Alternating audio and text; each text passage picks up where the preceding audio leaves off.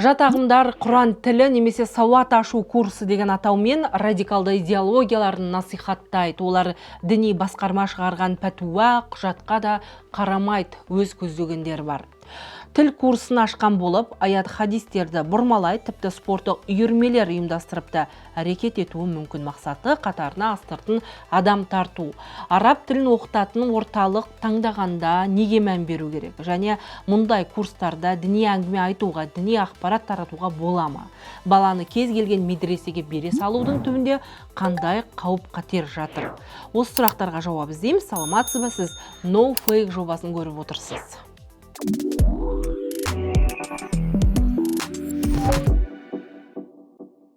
Елімізде қолданыстағы заңға сәйкес ислам дінін насихаттауға Қазақстан мұсылмандары діни басқармасы ғана құқылы.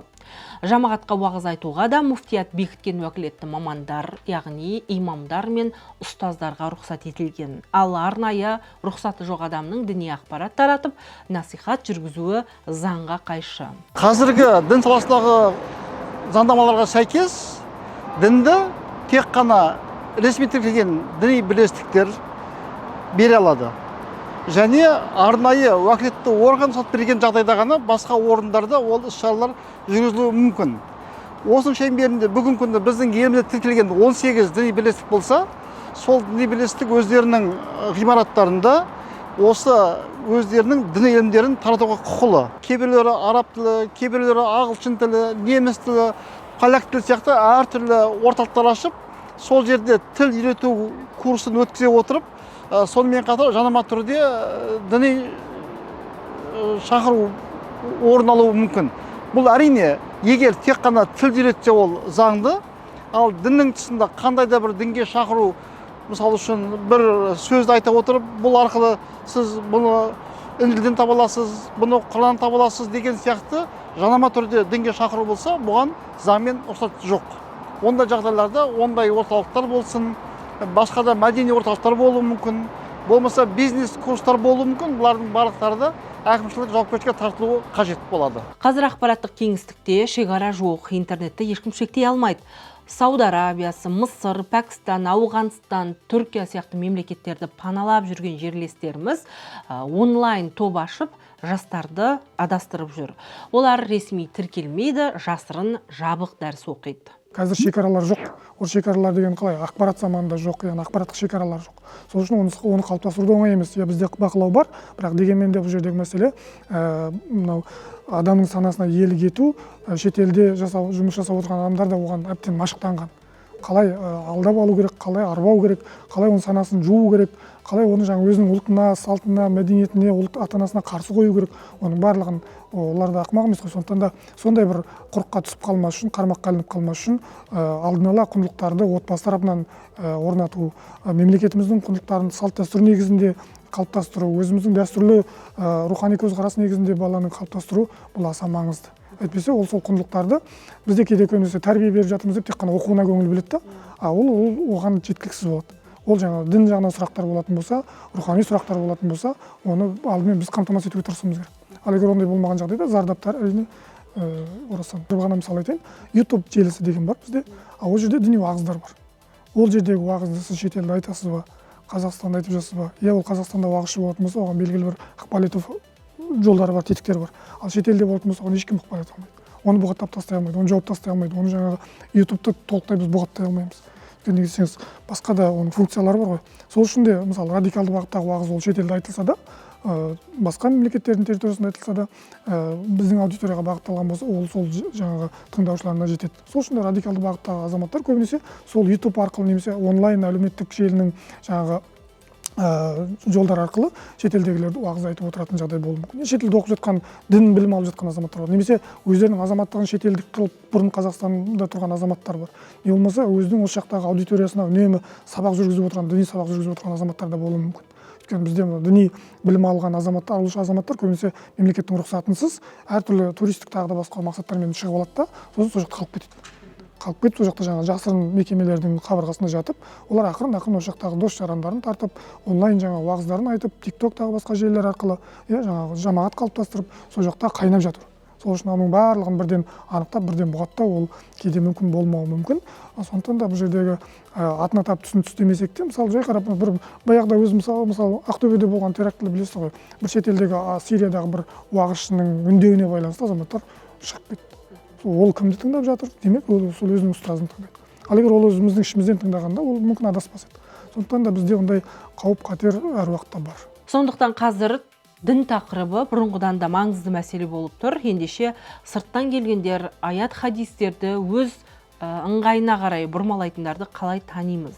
Баланы кез келген медресеге бере салу арқылы қандай қауіп-қатерге бас тігеміз? Балам Құран оқып жатыр деген сенімді теріс пайдаланып жүргендердің тұзағына түсіп қалмау үшін не істеу керек? Діни ағымдардың қалыптасу тенденциясы барысында бірнеше жағдайлар орын алған. Ол қандай жағдай деген кезде, көбінесе діни ұйымдар, бұл жерде тек қана мұсылмандық бағытында емес, кез келген діни ұйым, олар бірнеше бағытта қызмет жасайды. Бұл қайырымдылық қор ретінде жұмыс жасауы мүмкін, содан кейін тіл курстар ретінде жұмыс жасауы мүмкін, содан кейін әртүрлі спорттық басқа да балалар дайындайтын кружоктар дейміз ғой, сол деңгейде жұмыс жасауы мүмкін. Сол үшін бұл жердегі баланы неге тәрбиелеп жатыр? Мысалы, кейбір жамағаттардың, кейбір топтардың да арнайы сондай бір ниетпен ашқан курстарда болуы мүмкін. Кейде балабақшаларда болуы мүмкін. Өйткені бұған қатысты қоғамда пікірлер айтылып қалып жатады. Ол кездерде олар өздерінің ашқан мақсатына байланысты, миссиясы дейміз ғой, өздерінің мүддесіне байланысты дүниелерді жүзеге асыру мүмкін. Балаға тәрбие беру бағытында, балалардың бағыт-бағдарын өзгерту, қалыптастыру бағытында. Енді ол кездерде қалай? Ол егер біз айта алмаймыз, балаларға бір рухани құндылықтарды тәрбиені бермеу керек деп, ол берген күннің өзінде белгілі бір миссионерлік немесе белгілі бір мүдделік тұрғыдан болмау керек.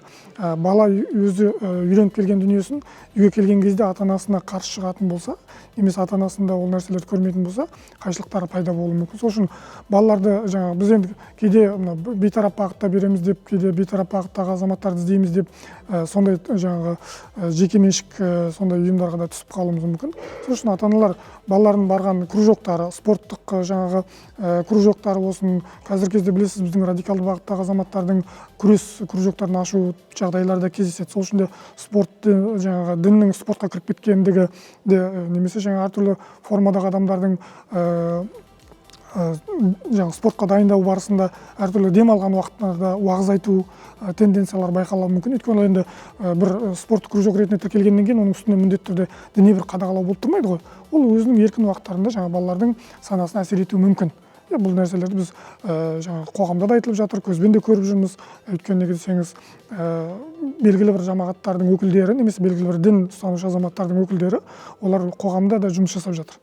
Ол сол жұмыстар біздің балаларымызбен де бетпе-бет келуі мүмкін. Ол ондай жағдайларда бала білмей ақырын өзгеріп кетуі де мүмкін. Яғни сол идеологияға кіріп кеткен баланың санасы жұмсақ, бала таза, оған нені үйретсе, ол соны ақиқат деп қабылдайды. Сондықтан ата-аналар бұл жерде бала үшін шешім қабылдаған кезде осыған өте мұқият болу керек. Ертең ол баланың көзқарасын өзгерту, ол балаға дұшпандық сияқты көрініп қалуы да мүмкін. Өйткені олар өзінің ағайларын, жанашыр ретінде ұстаздарын көбірек тыңдап кеткен жағдайда қайшылыққа түсіп қалуы мүмкін. Сол үшін ата-аналар бұл мәселеге өте қатты назар аудару керек деп ойлаймыз. Ата-бабаларымыздың аруағына Құран бағыштап тұрамыз деген сияқты, сол жағынан балаларымыз, қыздарымыз бір фатиханы білсін, ықыласты білсін деп ата-аналарымыз балаларын осы араб тілді орталығына жіберіп жатады. Бұдан біз егер тіркелген діни бірлестік болса, мешіт болса, қорқудың қажеті жоқ деп ойлаймын. Бірақ әрине шектен шығып кетіп қалмау керек. Сен тек қана осы дінді үйрен, білім ғылым онша маңызды емес дейтін болса, біз олардан абайлауымыз керек.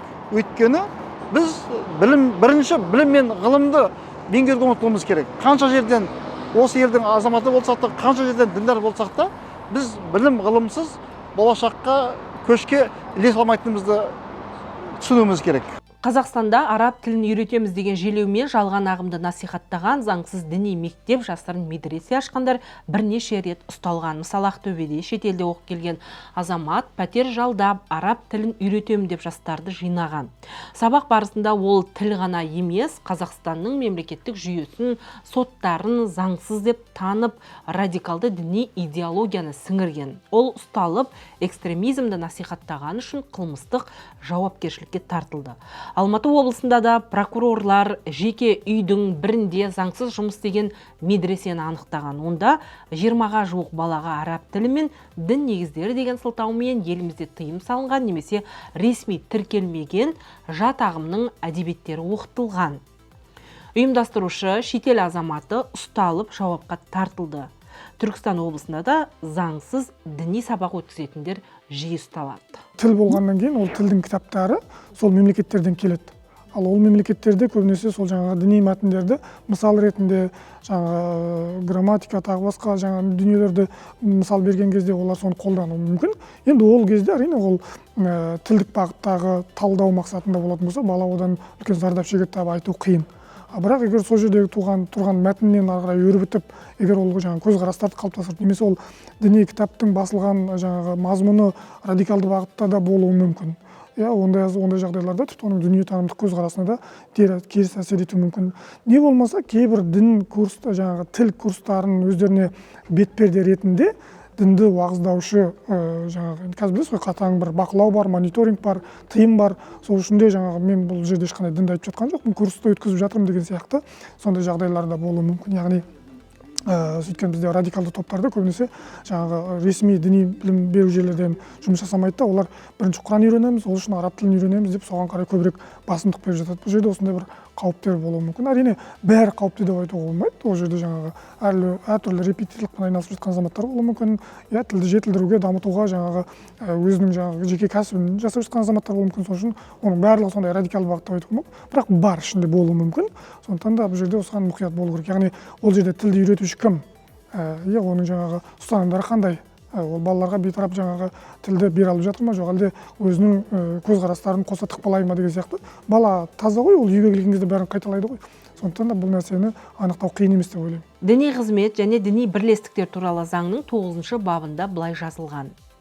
Діни әдебиетті, діни мазмұндағы өзге де ақпараттық материалдарды, діни мақсаттағы заттарды тек қана ғибадат үйлерінде, ғимараттарында, діни білім беру ұйымдарында, сондай-ақ облыстық, республикалық маңызы бар қалалардың және Астананың жергілікті атқарушы органдары арнайы бекіткен тұрғын үй жайларда таратуға жол беріледі. Яғни кез келген діни білімді тек ресми тіркелген діни бірлестіктерде, мешітте, медресе, колледжде, Нұр Мүбәрак университетінде және арнайы рұқсаты бар діни қызметкерлердің беруі тиіс.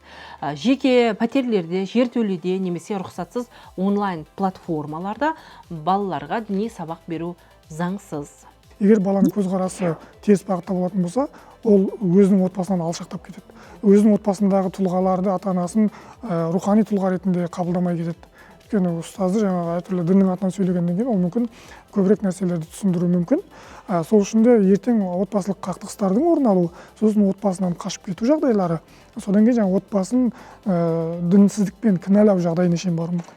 Содан жаңағы некені көшеде қиып алу, өзінің жаңағы діни топтарының ішінде өмір сүру, солардың жаңағы әртүрлі жағдайларда жаңағы қағидаттарын орындау, сондай жағдайға кетіп қалу қаупі бар. Ішкен жеген тамаққа да қарсы болуы мүмкін, бұл халал ма, харам ба деген сияқты, болмаса біз жүргеніміз дұрыс емес екен деген сияқты мәселе, жаңағы дінге қарай бет бұрыс, ішке қарай тұйықталу, өзінің сырымен бөліспеу, ата-анасынан алшақтау деген сияқты. Бала да өзі сондай бірінші сондай көрініс табады, өйткені бірден ата-анасына қарсы шыға алмайды ғой. Сондықтан да ондай жағдайларда ата-аналар балалармен көбірек жұмыс істейді. Қазіргі ата-аналардың да қателігі сол шығар, балалармен көп жұмыс жасамайды. Немесе балалармен отырып бір дастархан басында шай ішпейді. Ол өзінің әлемінде, өзінің ұялы телефонында, өзінің смартфонында, планшетінде, ал ата-ана өзінің жұмысымен, шаруасымен оның жаңағы тамағын тауып берсем, киімін кигізсем, менің ата-аналық міндетім сол деп ойлайды. Шын мәнісінде оның ішкі рухани мәселесі өте маңызды. Жат ағым өкілдері адамға әсіресе балалар мен жастарды тарту үшін мынадай схемаларды пайдаланады. Тегін немесе тиын-тебенге тіл үйретеді, бастапқыда тек әліпби мен грамматиканы оқытады, сенімге кіреді.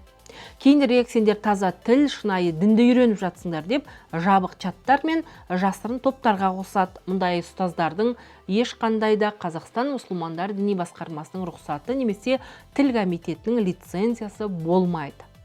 Араб тілін үйренгісі келген адам ең алдымен курстың заңдылығын, оқытушының білімін, оқыту бағдарламасын және діни ұстанымын бағытын анықтап алу керек. Өйткені жалған құжат дайындап, баласын күдікті топқа тапсырған ата-ана да жауапқа тартылады. Менің айтайын дегенім осы. Жүздескенше.